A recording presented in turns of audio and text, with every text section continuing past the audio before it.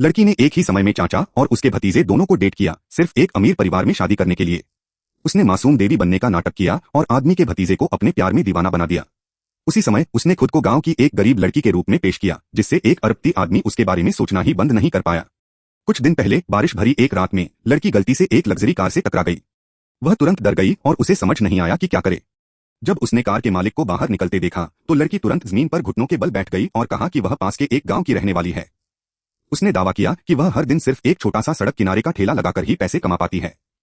वह रोते हुए उससे वादा करने लगी कि अगर उसे अपना सब कुछ भी बेचना पड़े तब भी वह नुकसान की भरपाई करेगी। कार का मालिक वही आदमी था जिसे वह अपने जाल में फंसाना चाहती थी। उसे ऐसी औरतों से नफरत थी जो दिखावा करने में माहिर होती थीं। लेकिन जब उसने लड़की को इतनी बुरी तरह रोते देखा तो उसकी आंखों में जिद और मासूमियत एक साथ दिखाई दी। आदमी ने हैरानी की बात यह की कि उसने उससे किसी भी तरह का मुआवजा नहीं मांगा। उसी पल लड़की ने चुपके से कुछ सिक्के उठाए और अपनी जेब में रख लिए।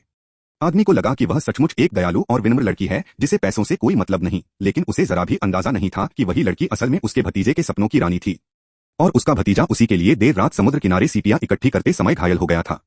जब आदमी अस्पताल पहुंचा तो उसने गुस्से में अपने भतीजे को इतना मूर्ख होने के लिए डांटा। दरअसल उनके परिवार के मर्दों पर एक श्राप था। 3 पीढ़ियों से परिवार का हर आदमी खूबसूरत औरतों के हाथों धोखा खाता आया था। आदमी ने अपने भतीजे को चेतावनी दी कि कोई लड़की जितनी ज्यादा खूबसूरत होगी उसके धोखा देने की संभावना भी उतनी ही ज्यादा होगी। उसने यहां तक कह दिया कि पूरे परिवार में सिर्फ वही एक आदमी है जो कभी किसी औरत पर भरोसा नहीं करता।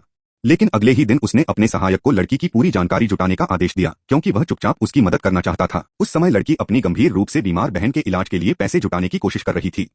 उसने बड़ी सावधानी से खुद को एक मासूम कॉलेज छात्रा की तरह तैयार किया। फिर वह अपने भतीजे की गर्लफ्रेंड बनकर उस आदमी से मिलने पहुंच गई। उसे पूरा विश्वास था कि वह आदमी को भी अपना दीवाना बना सकती है, क्योंकि इससे दूसरी ओर आदमी अपने भतीजे को दोबारा किसी लड़की पर भरोसा करने से रोकना चाहता था, इसलिए उसने खुद उस लड़की से मिलने का फैसला किया। कुछ ही देर बाद लड़की सफेद ड्रेस पहनकर अंदर आई। वहां मौजूद हर व्यक्ति उसकी खूबसूरती देखकर हैरान रह गया, लेकिन आदमी ने बिल्कुल भी दिलचस्पी नहीं दिखाई।